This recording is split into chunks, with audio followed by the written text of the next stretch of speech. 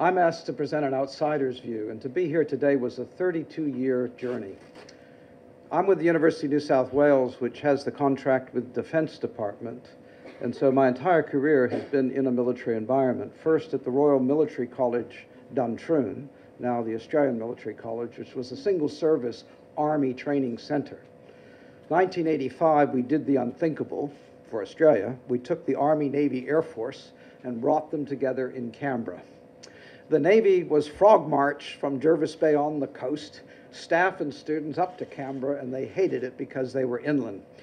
We were taken aside by Commander Dick Sherwood and told, all of you are landlubbers with a continental mentality. You do not understand Australia's strategic environment. We are a maritime country. We're launching Operation Leonardo da Vinci, and we're going to take you out at sea so you know where your midshipmen are going. So for 32 years, I've tried to prove Dick Sherwood wrong, that I will learn something about Australia's maritime environment so I can teach the young men and women who are midshipmen with their naval careers. But I thank the flag officer in command for the honor to be able to address you today. I was asked to present an outsider's view on perspectives on the topic, on defense and security issues. And the guts at the end is to come. We need both legal and policy direction from above and below to bring this about. Quite simply, the naval chiefs can meet, they have defense ministers, but we have our heads, and we need up and down. I'll make suggestions in that. So my outline today is what is the geographic scope of Asia's maritime domain? What is a maritime community? What roles might ASEAN navies perform? What's the framework for community building? What are the current roles? And what's the policy and legal? And I make recommendations designed to provoke you a bit. It may come as a surprise that I can only find, and I bow to Judge Carpio, only one treaty by ASEAN that defines ASEAN maritime domain. It is the 1995 Southeast Asia Nuclear Weapons-Free Zone Treaty. And it declares that the zone includes the territorial seas, exclusive economic zones, and continental shelf of the ASEAN navies, and then goes on to call that the territory of ASEAN. So I make the argument, and I've had legal people say, this is only restricted to nuclear weapons-free zone. So later in my paper, I'm talking about a Southeast Asia treaty in the maritime domain that defines this territory, because so far our focus has been inwards on South China Sea, Malacca Straits, and that's only part of the story of connectivity. My goodness, just look off the east coast of the Philippines, that vast stretch of EEZs that are your responsibility that has to be included. So in this, the treaty, the protocol shall apply to the territories, continental shelves, and EEZs. Now what I say is these may be contested, but ASEAN as a body has a corporate interest on behalf of all its members to see that these are not changed without the consent of ASEAN countries concerned. They may be in dispute. There's ways of settling those or practical measures that can be adopted. So ASEAN does. It cannot be argued ASEAN, and my attempt today is to create ASEAN centrality by focusing inwards on ASEAN, not directed at any outside power or group of powers, but on ASEAN interest itself and its maritime domain. Next, this will be very arguable. I'm going to talk about 7 maritime zones, but they're just mine. They don't conform to maritime zones of operation or commands that you have. But that just struck me if I look at the non-traditional security issues that you're facing, that Zone 1 is the littoral here. What are the main issues? The Rohingya refugees, Myanmar, Thailand, Malaysia. So although we're talking about ASEAN cooperation across the region among its 9 navies, we need minilateral cooperation that can have ASEAN's blessing to address. Next, I move along the littoral, where people smuggling coming from Malaysia, from Indonesia, and Australia's policy of turning them back is an issue. But if we take that, I'm saying that the littoral on the outside of ASEAN is part of the maritime domain. And if we take that, you have to then consider Timor-Leste, about to, or a member of the region about to join ASEAN, all the way through to Papua New Guinea. What are the challenges, transnational and here? From an Australian perspective, of course, it's people smuggling. Third, that huge strip of coast, exclusive economic zone, and I've had Royal Australian Air Force pilots say many years ago, if Philippines really had maritime domain awareness, they would find all this illegal, unreported, and unregulated fishing that they would have to overcome. A deep water trench and all the boats are gathered there. So this is another zone. Then internally, the Sulu-Celebes Seas for piracy, terrorism. Of course, the Straits of Malacca, which is the South China Sea itself, and the Gulf of Thailand. And what I'm saying is that this could be a combination of navies, and sometimes with the external orientation, working with dialogue partners, and Australia and Indonesia as strategic partners work on that. So I just say, if we conceive of these other zones and the various transnational issues, and they're more like the Ring of Fire and humanitarian assistance, disaster relief, how do you operate in the Western Littoral or the Eastern Littoral? I just throw those out as part of the way I conceive this topic. Next, what is a maritime community? Now, Eileen Baviera raised the difference between security community and maritime. I'm going to say the maritime community is a subset of a security community, to make that argument. It's a subset of a larger security community, and these are just academic terms. But it's comprised of a group of states that regularly interact with each other. So I'm going to talk about the ASEAN Naval Chiefs meeting, the Chiefs of Navy meeting, where since 2013, a lot of interaction has occurred. That eventually they obtained a sense of community. We finally got a logo for the to symbolize that wheel-filling or togetherness that can only happen through cooperation continually and repeatedly. When I addressed the National Defense College of the Philippines, you had officers from Brunei, Indonesia, and likewise, that sort of thing that's occurring. We need more of it. They've adopted formal or informal norms, institutions, and practices that is spreading through ASEAN, as we've heard in the first paper itself. That the region has become integrated economically and politically. When the ASEAN Chiefs of Navy was hosted here, President Aquino addressed it. National sovereignty, regional solidarity.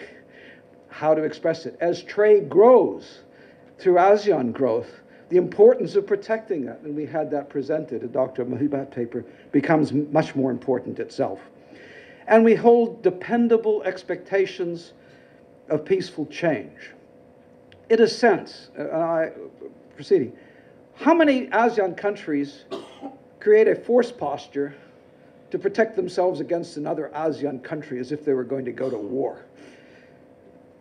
And so dependable expectations mean that as you create a community, you're creating to cooperate rather than worrying about going to war or having to fight another country's navy.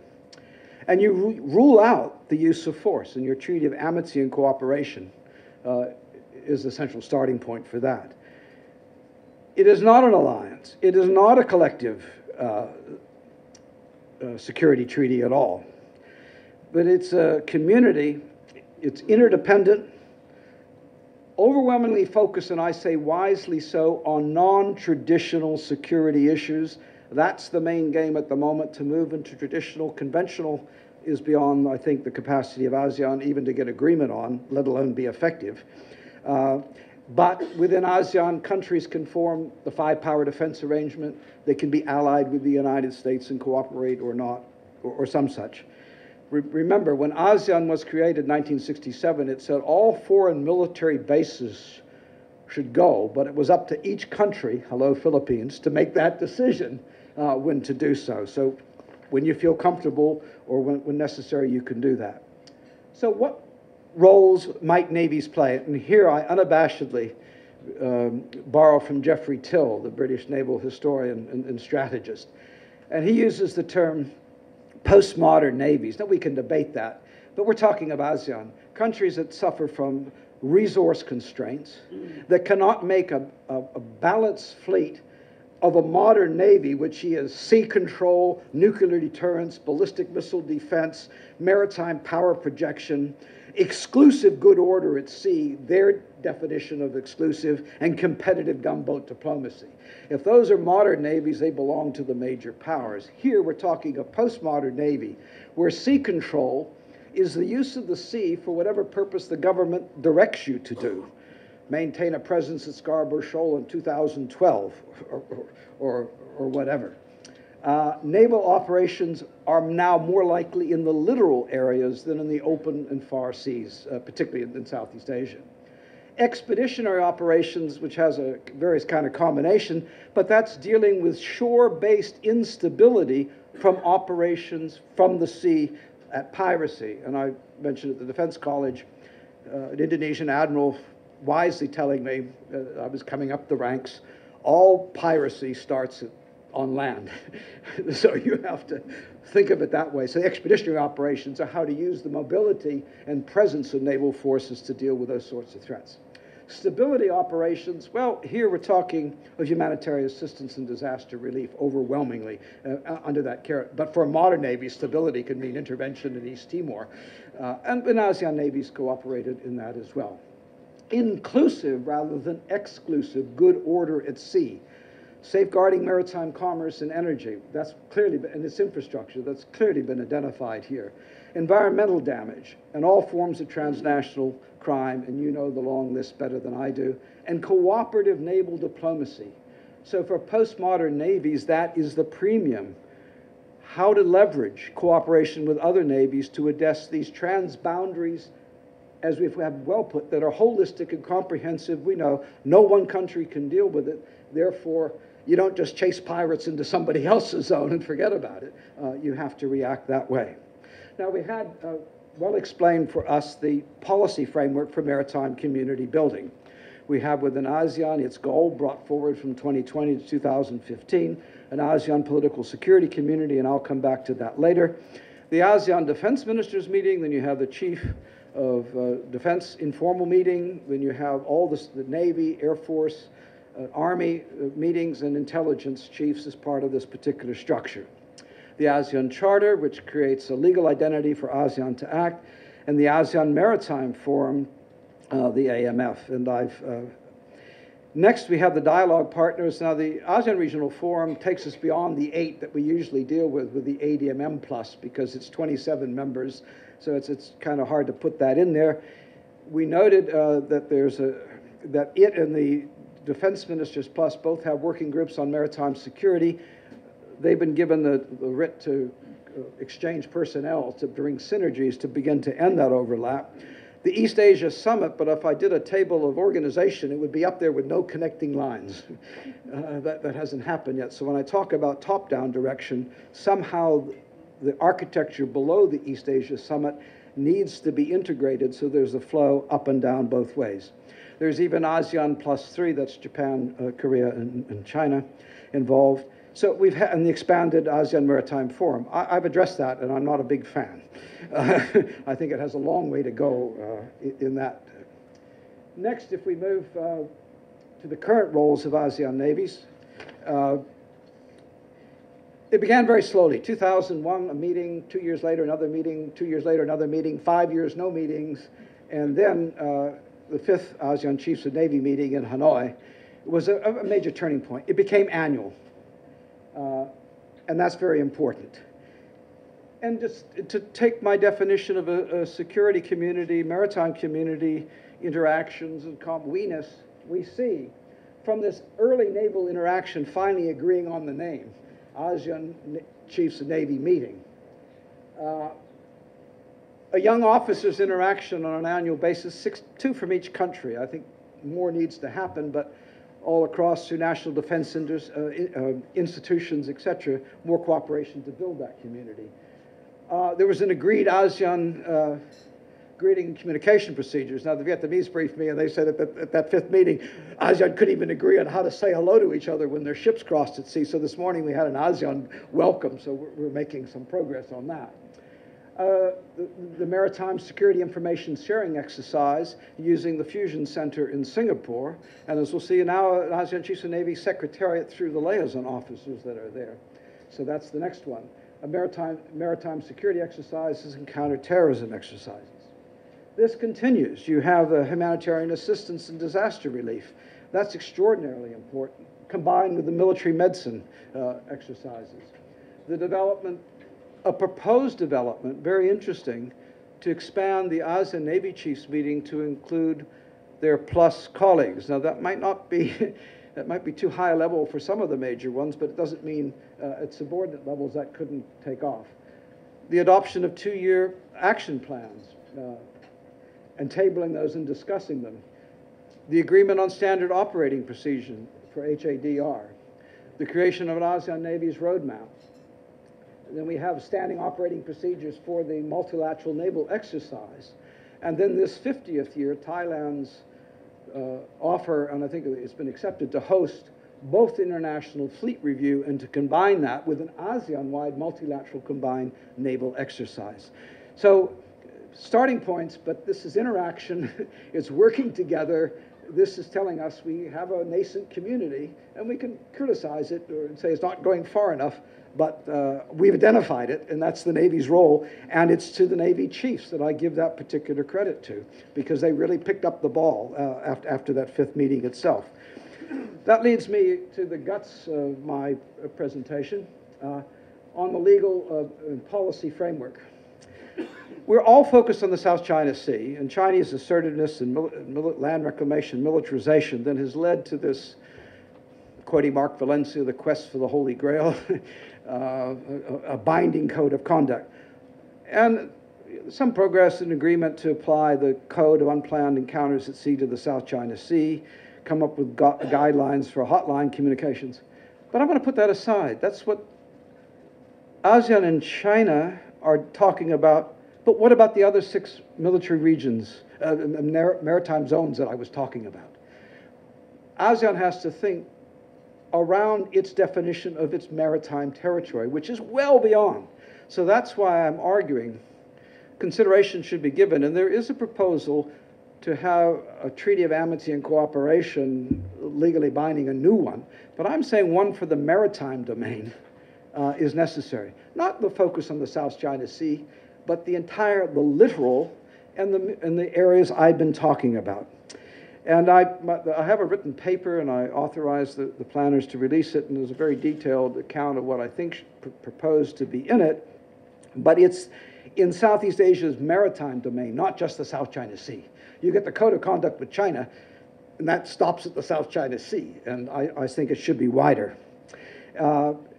And I give you 5 reasons. The security of Southeast Asia's maritime domain is indivisible. It's indivisible for all of ASEAN. It's not just the South China Sea. Second, international law, including UNCLOS, just doesn't focus on the South China Sea.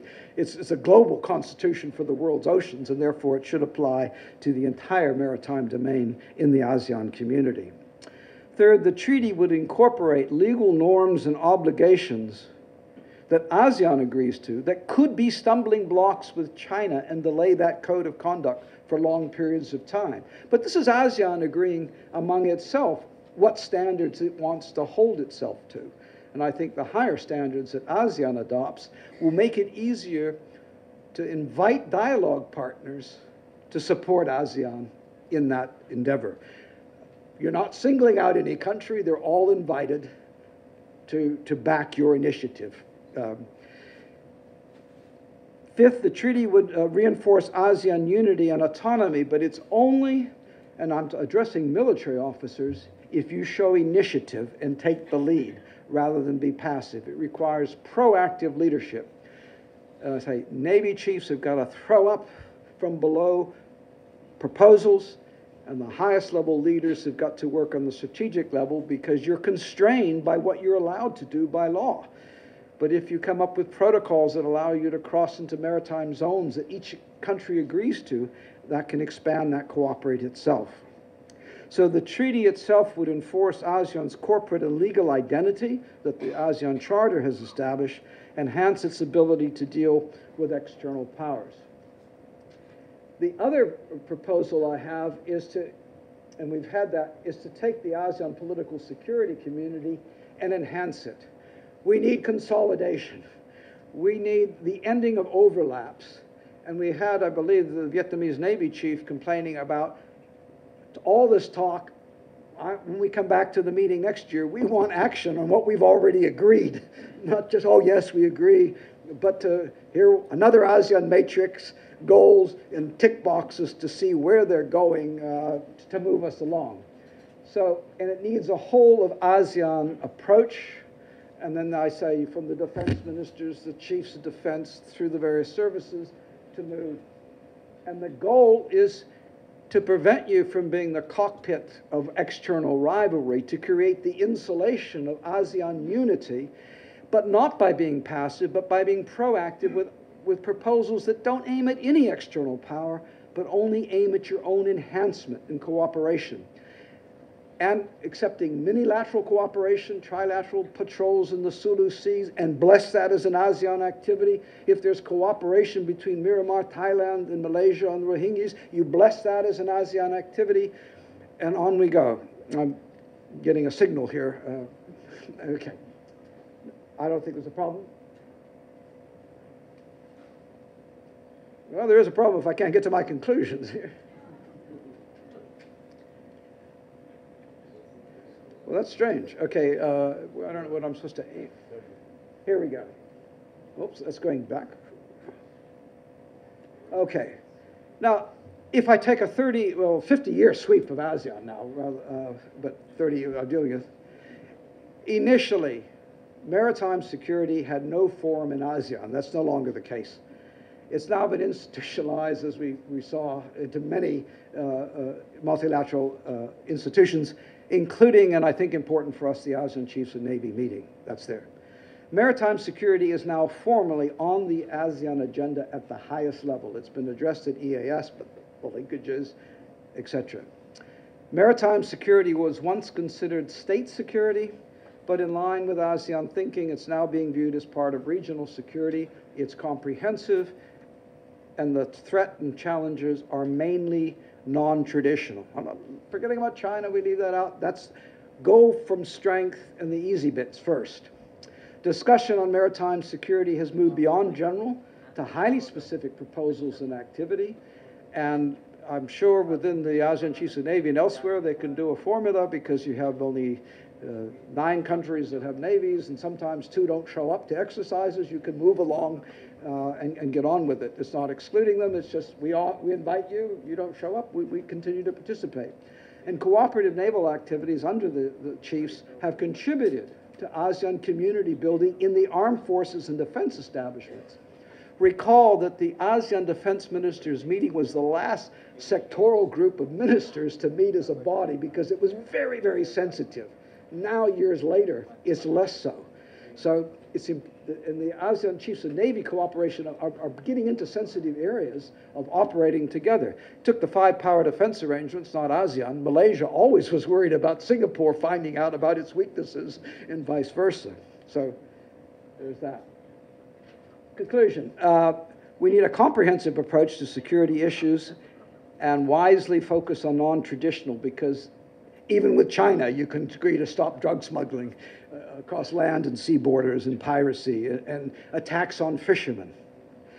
All ASEAN littoral states face similar challenges: safety and navigation and aviation, protection and management, to get into these other issues of the marine environment, oil spills I was just reading about in the archipelago in the Philippines in today's newspaper, marine environmental protection. In other words, the postmodern Navy has constabulary functions. And because my writ was to look at navies, one thing that's missing here is the cooperation with the maritime law enforcement agencies and get an effective ASEAN Coast Guard group itself. Humanitarian assistance, disaster relief, and that's the bread and butter, but since Typhoon Yolanda, lots of lessons learned and how to proceed. And that's a work in progress, because no maritime disaster of that nature is ever the same. Search and rescue at sea, and combating transnational crime, people smuggling, piracy, and arms smuggling. And I just then end, and part of the future cooperation as the Philippines takes delivery of the SSV is purchases within the region through national defense industries rather than from outside the region, and perhaps sharing of repair. These are broad range projects, But that shows a level of trust. You get an Indonesian-designed vessel, and it works, and others could borrow it, and you have greater interoperability and the ability to handle humanitarian assistance and disaster relief. So I thank you. Those are my modest proposals.